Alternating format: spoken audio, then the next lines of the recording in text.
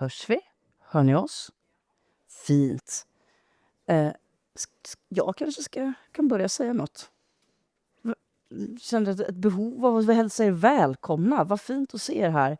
We will talk in English so that the Gallet can understand us and we can understand you. So I switch to English from now on. I think we can present ourselves and I can start. My name is Lydia Sangren. I'm a novelist and a psychologist. And you know me, some of you probably already. And I've written about, I've written 2 novels actually, and inheritance and transmissions are, I would say, a theme in all my writing in different ways. You have approached it in a different manner, I know. Would you say something about yourself and your book? Yes. Hi, everyone. My name is Galit Atlas. I'm coming here from New York City. I'm a psychoanalyst. I'm a faculty member at the postdoctoral program at NYU and Columbia University, where I teach psychoanalysis. And my last book, who was translated into 28 different languages, is called Emotional Inheritance and is about the transmission of trauma from generation to generation and the transmission of emotions, which I'm sure we'll talk about the difference between the two, from generation to generation. And I'm excited to talk to you today. Me too. My name is Per Magnus Johansson, and I am a historian. I've written the history of psychoanalysis in Sweden and parts of other countries. And I'm also a psychoanalyst trained in Paris. Yeah. And I am also very excited to talk about this completely essential subject, the question of transmission. When you write the history of psychoanalysis, the question of transmission is a key question. Shall we start that you present a little bit more about your book? Yeah, I can tell you a little more. My book is actually a book of stories, and each chapter describes a different aspect of emotional inheritance. Most of what I talk about is the unconscious transmission, implicit, what we hold in our body, how we communicate with each other unconsciously. And one of the concepts that I'm talking about is really how emotions are transmitted in 2 main ways. I call that the too muchness and the not enoughness.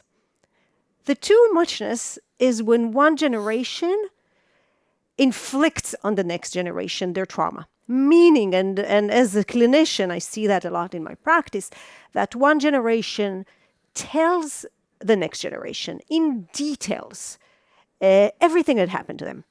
And I have a patient that used to say that he has allergic reaction. He becomes like, he gets allergy when his mother starts talking to him about her trauma and exactly all the details that happen to her. The other aspect that I called the not enoughness has 2 parts to it. One is what Christopher Ballas called the unthought known. Those are family traumas that we are aware of. We know that they happened, but in some way or another, they are dissociated, meaning that we don't think about them. And we are not allowed, unconsciously again, to process them or talk about them. And in the book, I talk about my own family history and about my uncle who drowned in the ocean when my mother was a child. And that family history was known to me, but was never processed. And I talk about that frame, right, of what does that do when we know something but never able to process it.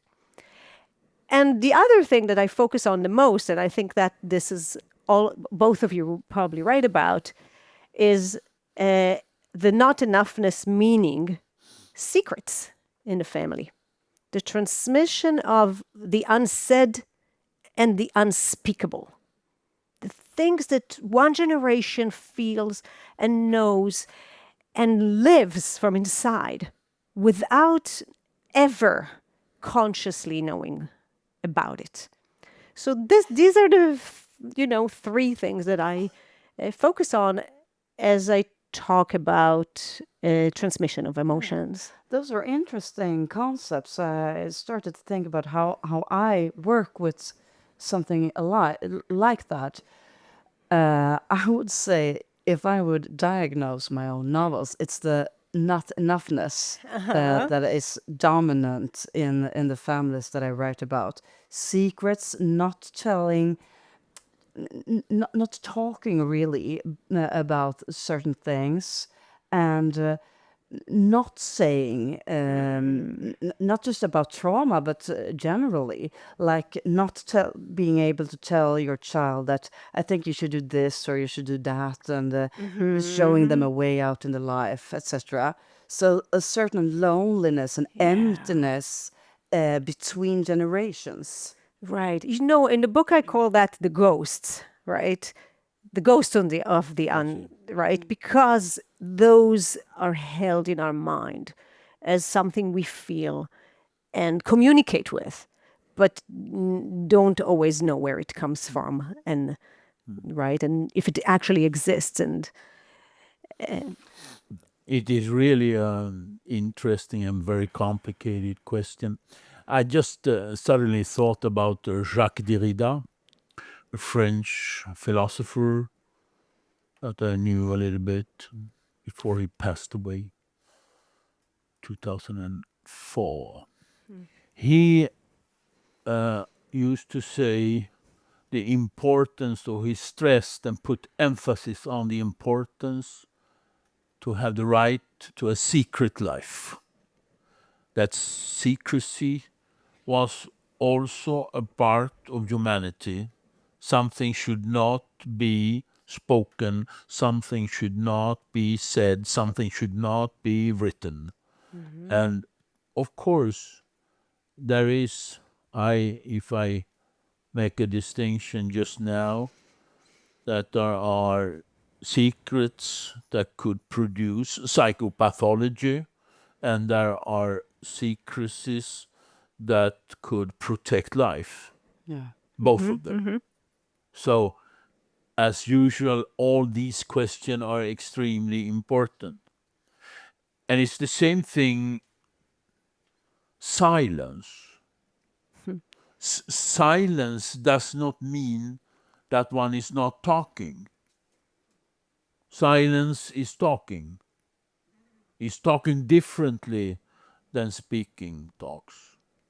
So now and then there are people talking so much because they don't want to tell something true. right, They are talking all the time as a way of hiding. as a way of hiding, Right. as a way of not coming in contact with the essential point. And by talking too much gives you the permission to lie.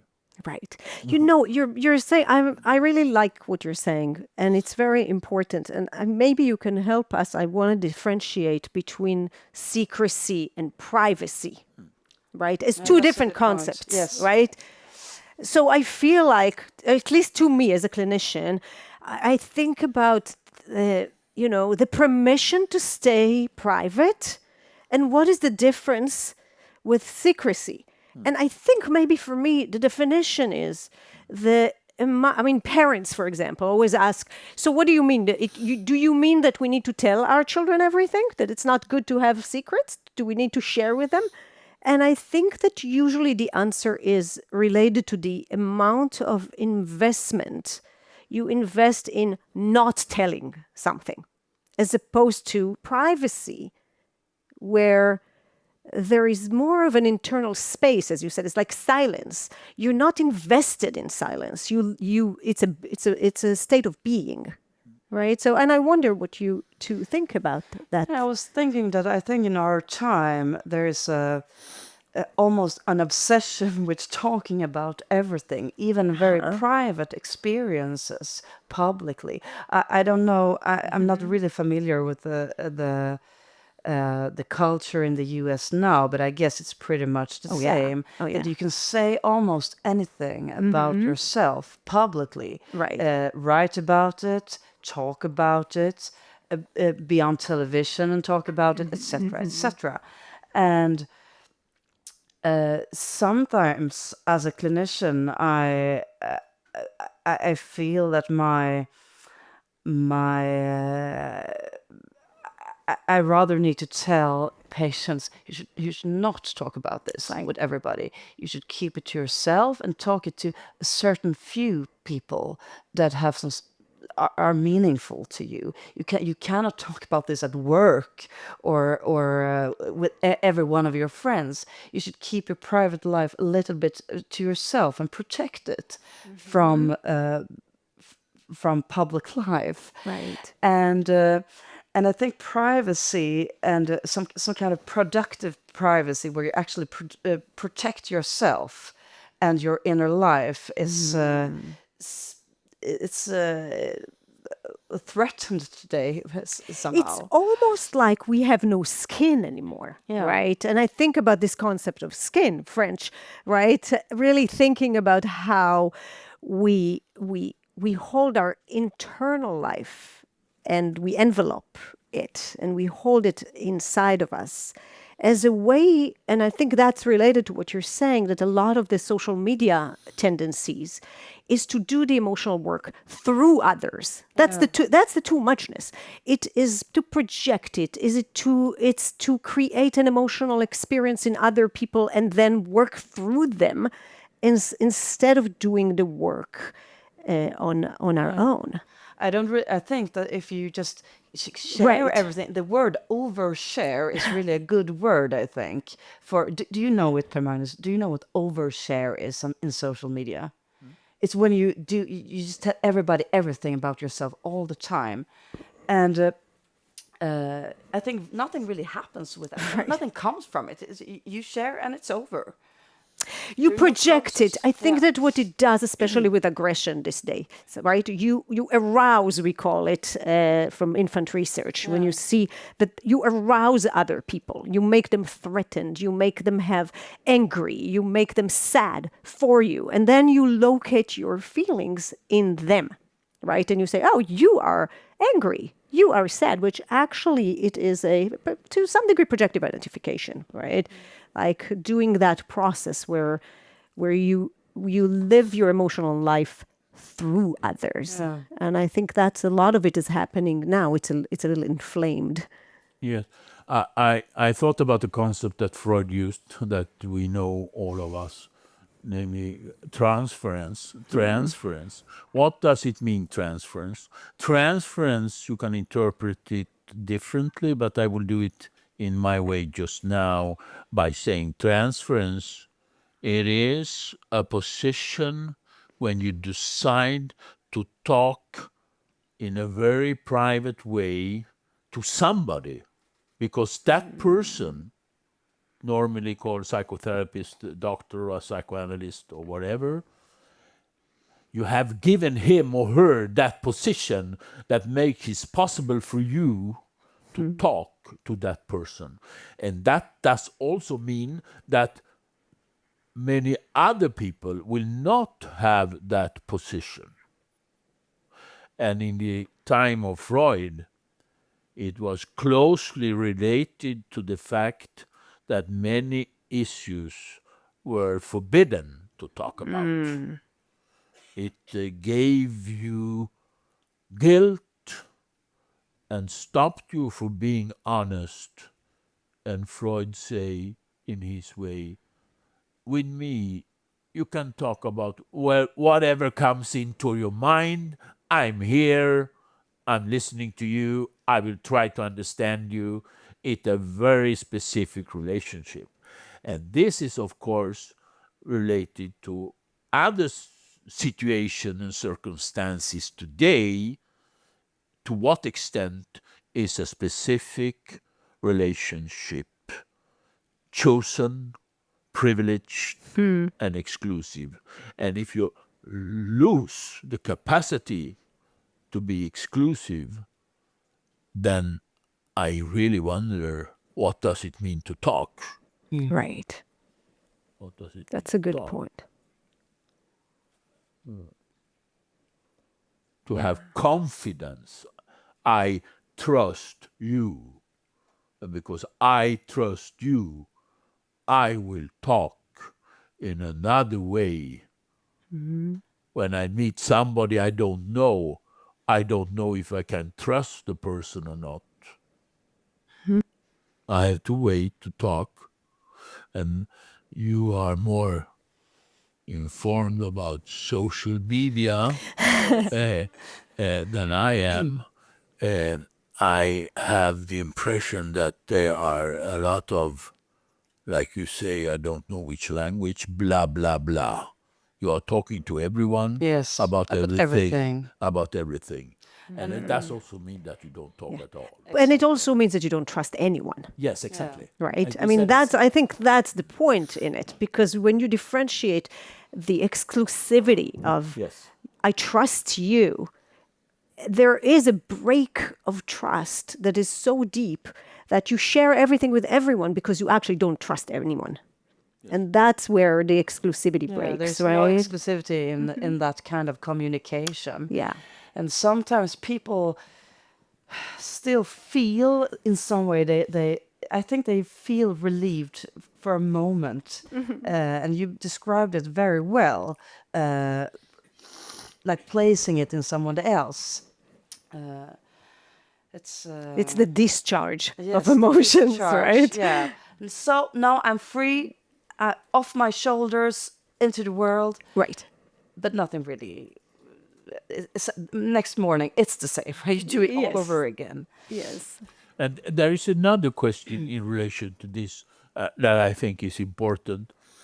And it is that the society in general are trying to avoid the question of exclusivity.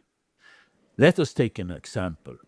In psychological treatment, in psychiatric ward, medical doctors, psychologists, psychoanalysts are replaced by different people, and the patient in general has difficulties in insisting on that I just want to meet her or him. And psychotherapy through internet, there is no one there. No, not a person. There is no the personal aspect, and in artificial intelligence, still more. So it's also a society that are trying to avoid the importance of a personal relationship. Intimacy, you mean? Intimacy. Intimacy. I mean, it brings us really into the issue of intimacy these days, right? And what is intimacy? How do we privilege the one-on-one and the trust in it and the exclusivity of it Yes. and the dyad, right? Yes. The exclusive dyad. And of course, I mean, I'm thinking about intimacy, writing about intimacy these days, so it's in the back of my mind, like thinking about the parent-child relationship and in what way, right? This is what we preserve or repeat or lose as we. And there you have another issue, namely when you're talking about the child-parent relationship. Today, it was not at all the case of Freud's time. You can have had biological father, psychological father, extra father, father absent, economical father. And in Freud's time, the father was one person and the mother was one person. And they stayed together. They stayed together. Like I said today before, divorce was practically absent at that time of Freud.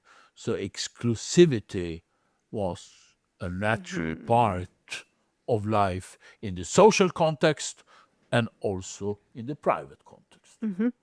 Which is interesting because I think that also brings me to think about hierarchies and female, male. I mean, in relational contemporary psychoanalysis, we really even challenge the hierarchy between a doctor and a patient, right? As the idea is that in the analytic setting, there used to be much more hierarchy, Yes, right? And authority, of course.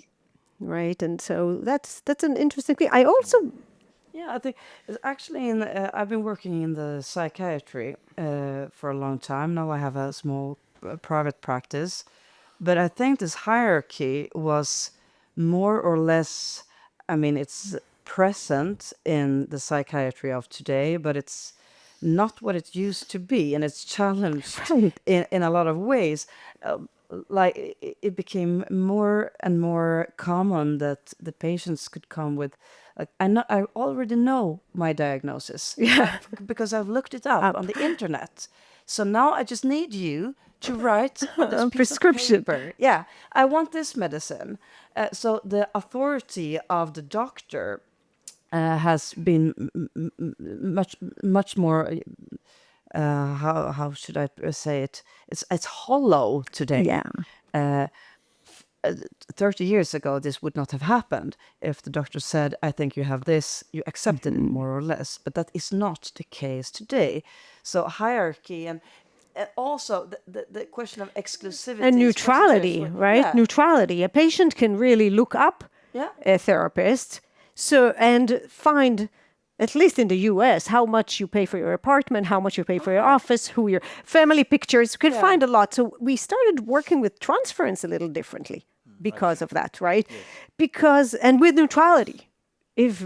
So the way we work, I think we developed, I want to call it, into working with the specific meaning this has for each person, assuming that people know things about us, right? And so that brings us back to authority as well, right? And we can't say anymore, or have the illusion, I would say, that the analyst is healthy and the patient is sick, right? And it is much more easy for the patient to have a lot of information about the analyst. For me, it's special because I've written 2 novels, and they are not. I mean, I'm not a self-biographical novelist. It's fiction, but still, it's a private work. Right. So everybody could read those novels and in some way come pretty close to me and my way of thinking, looking at life, and questions that are important to me. But it's that's something different than knowing what somebody pays in tax and what you have income and where do you But I'll live. tell you something. In my self-disclosure, as we call it, right? In my books, even in my books for clinicians, but for In Emotional Inheritance, which is a book for the public, I talk a lot about myself. I talk a lot about in relation to the patient and in relation to what comes up, because what I want to do is to bring you, the reader, into my mind. So you would know what I think about when a patient tells me something and what comes up for me. And I mean, it is a little bit of a break of the psychoanalytic setting. This would not have happened in the US in the 70s. Definitely, not even in the No. 90s, I think, when relational psychoanalysis started being much more dominant, starting at NYU, actually. I think in the last 10 years, and with us, people who are really invested in relational and contemporary psychoanalysis, related to feminism, related to the social justice and social, looking at the external world as well and trying to integrate external and internal worlds. Part of the way I thought about it, where I changed the definition of therapeutic cases to be written as therapeutic tales, meaning acknowledging the fact that the case is not objective, and embracing the analyst's subjectivity. As we write about things, we actually write from our own mind, from our own subjective mind. And how do we bring ourselves in this day and time into a communication that is slightly different, but still holds the psychoanalytic frame. That doesn't break what psychoanalysis means and how we practice it. That is, of course, a very interesting question. I thought that you could say that the change in our society, in the Western society, if you take the example Sweden and also France, it's around 1965 up to 1970. It was May 68 that changed a lot in the structural way of being in relation to the other people. In Sweden, you have what you call a reform of not using, like you say in French, vous. In French, you say vous and tu. And it was the same in Swedish. They say ni och du and you. And it was a structure when you are speaking to an unknown person or someone who was in the position of power, you used always vous, ich. And this was changed in a reform in Sweden in 1967, and after came 68. And the mass university started at that time too. More and more people came to the university. In 1900, it was in Sweden 3% who was at university. Today it's 45%. It's a great change. And of course, in relation to your question and in relation to what we are talking about, what kind of consequences does it have for the transmission of the unconscious and for the transmission of ideals? I remember when I wrote one of my books, one medical doctor told me suddenly that I remember when we couldn't use anymore our white clothes to make a distinction between the patient and the medical doctor, and we are all using blue jeans. And so and at the time he was positive, and today, it was 10 years ago, a decade ago, he started to think, was this really a good solution or not? So there is also periods when the structure of transmission is very different, and we're very different. Right. So that is a very interesting question to reflect on.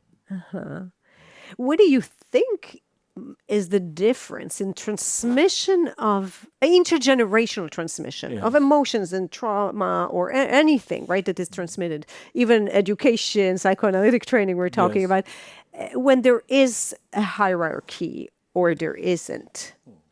Do you feel that there is a difference? I believe it's a very good question. I believe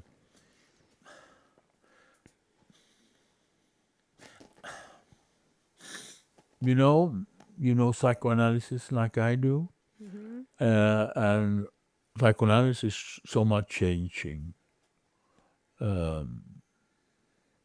When people met authorities and they were obliged to go into analysis 6 times a week, they had no choice.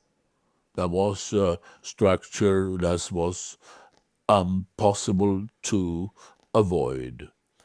Of course, there was people who were obeying without really wanting to do it. They accepted things they shouldn't accept.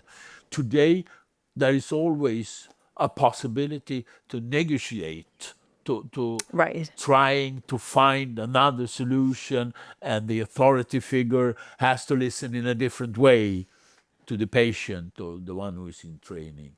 Of course, this changed something. It's interesting because, right, we're talking also here about power. Yeah. Yes. Right? And I think that's a very relevant thing to talk about when it comes to hierarchies and Yes. doctors and men and women and doctors and patients and right. And we really our theory have changed. And strangers and foreigners, Yeah.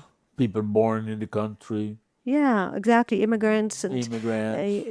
yeah, and we see right that we are the culture have changed, and I think that that is actually a really good thing for and for psychoanalysis too, not just for the culture, as a way. Yeah, but so maybe I'm sorry, Yes, I yes. interrupted you, but I had a thought when we were talking about hierarchies, and speaking of psychoanalysis.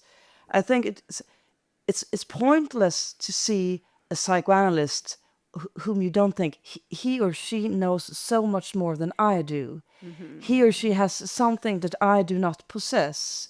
There is something there he or she can see and understand about me that I do not know myself. And if you meet someone and you think this is an equal, we are pretty much the same on the same frequency.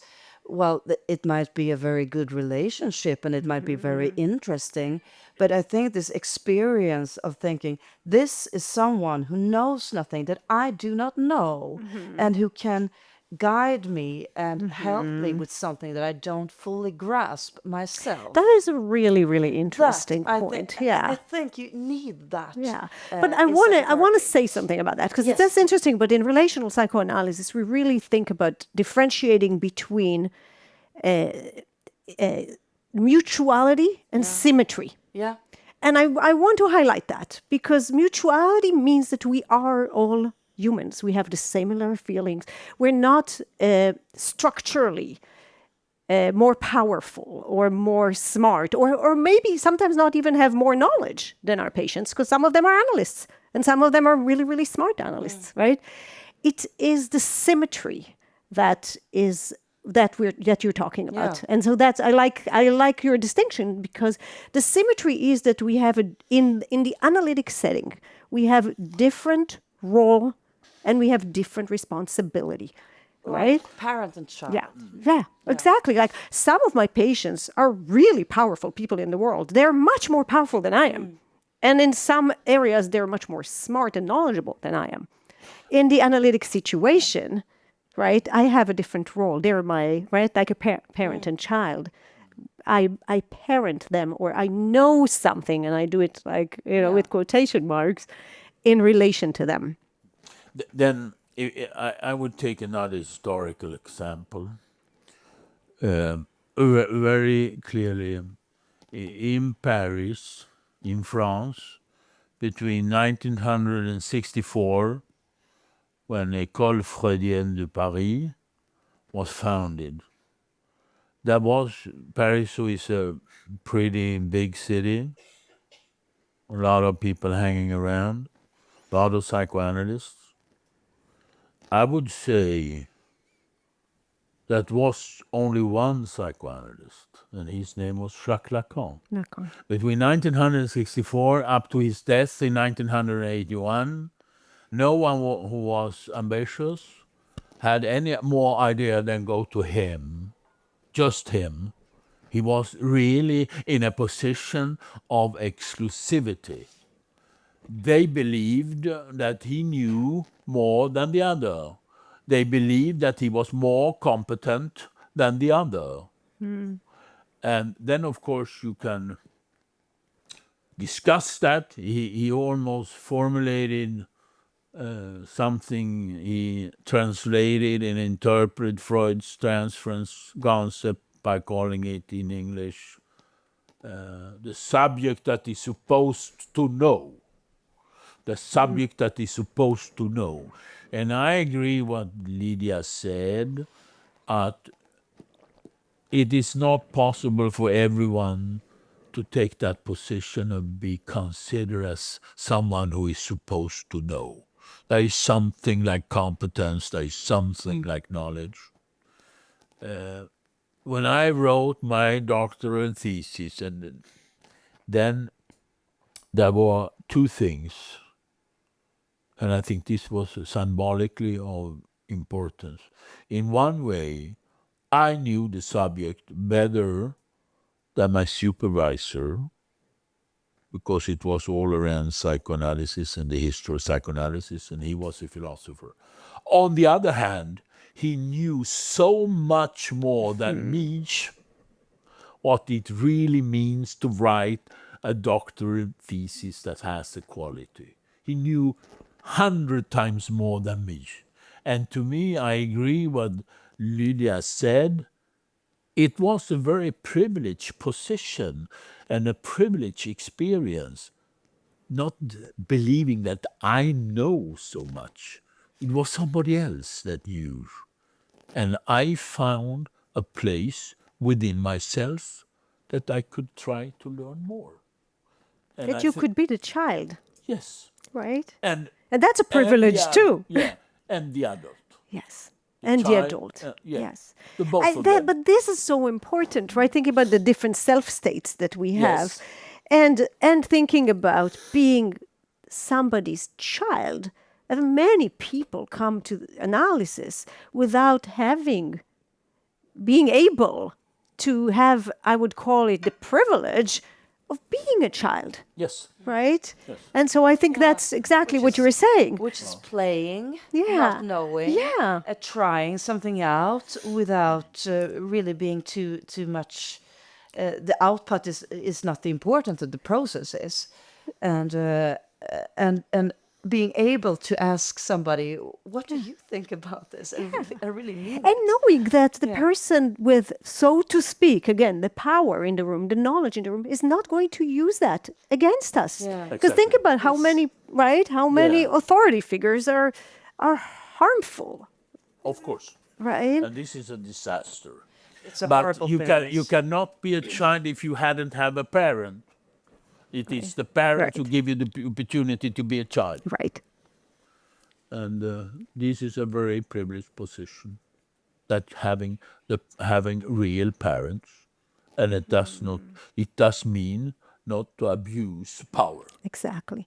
Parents that can think about your mind, right? I think that's what psychoanalysis is about for me, right? It is about having a psychoanalyst, another person who is a parental figure who could actually invest themselves in your mind, in the right, in understanding your mind. And that's a privilege too, right? To And at the have. same time, I have a 3-year-old at home, and it's a interesting thing because you know them very well, of course, but and he's my son, but it's also a mystery. So being a parent or being a teacher or a psychoanalyst is knowing more, but also not knowing, Right. and because you can't look into somebody else's mind and know everything that's going on. That would be psychotic, and sitting there listening, not knowing, and waiting until something becomes clear to you. Right. And I think that's a really good point, because what we're talking about is not assuming we're knowing someone's No. mind, right? It is investing ourselves in understanding. Yeah. And that's what you do as a good parent, right? You look at your child and you think like, happening now? what is happening now? I wonder, why is he saying that, right? What is that about? Right? And sometimes you say, I have no idea. And right, and you keep thinking about it. I think that the beauty of the world, and we spoke about from the beginning, the unconscious, the transmission of the unconscious. The unconscious is a way of saying that there is something unknown, and this unknown will never ever stop. Right. The unknown in knowledge, in relation to yourself, in relation to the people that you love, in relation to your children, in your relation to your parents. There is something unknown, ongoing unknown, that makes life worth living. Without that, If we know everything. yes. Right. Now, what's Then the you- point? I wouldn't write any more novels, but if I didn't know, there would be no point in it. Right. I think it always starts with not knowing something, like an enigma, or I need to find find some answers or learn The more. search for, Yeah, right? yeah. Yeah, it's so interesting. I wonder what you both think, because in American psychoanalytic training, we teach people that asking a question is not a psychoanalytic technique, right? And the reason is exactly what you're saying, because if I ask you a question, the answer you're going to give me is a conscious answer. I have to assume that you don't know the answer, right? You don't know the unconscious. So interpretation was much more of a psychoanalytic technique versus a question that was considered. I mean, in the old days, you know that it was considered a less. Not a psychoanalytic technique, or a less in a hierarchy, as we talk about hierarchies today, right? Something lower, a lower way of intervention. And I wonder if that is something that you still work with. That's a really interesting thought. Like the interpretation sparking some unconscious material, Right. But the question is moving on the conscious surface level. of the consciousness. Right. Oh, I can answer. Yeah. You can think. I would say rather the opposite. A question that is intelligent is a question, to quote Lacan in this context, you open a window. And interpretation can easily be and have been like that for too long time, a way of telling the other the truth. I know, and you have to accept my interpretation and my knowledge. And I think it's rather Yeah. the opposite of what real psychoanalysis is. Real psychoanalysis, it make it Questioning. possible to question, questioning yourself, what you know, and open up to something, Yeah.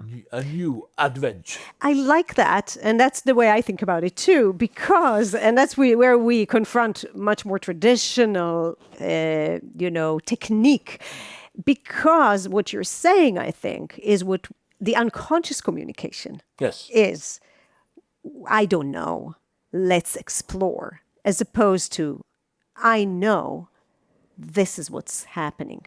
Right, and again, it's not a binary. Both could be communicated unconsciously, different things. But I agree with that. It's really a wonderful experience when you get a question that makes you think, makes you wonder, trying to use your knowledge, your experiences, and to be in some kind of creative mood where you are making consciously and unconsciously an effort. A good question that you get in the right time, you can work. It can last for a long time, Yes. and you keep on working with that somehow in your mind, thinking about it, and it's really a gift. A good question. A good question is a gift. And I think interpretation, it's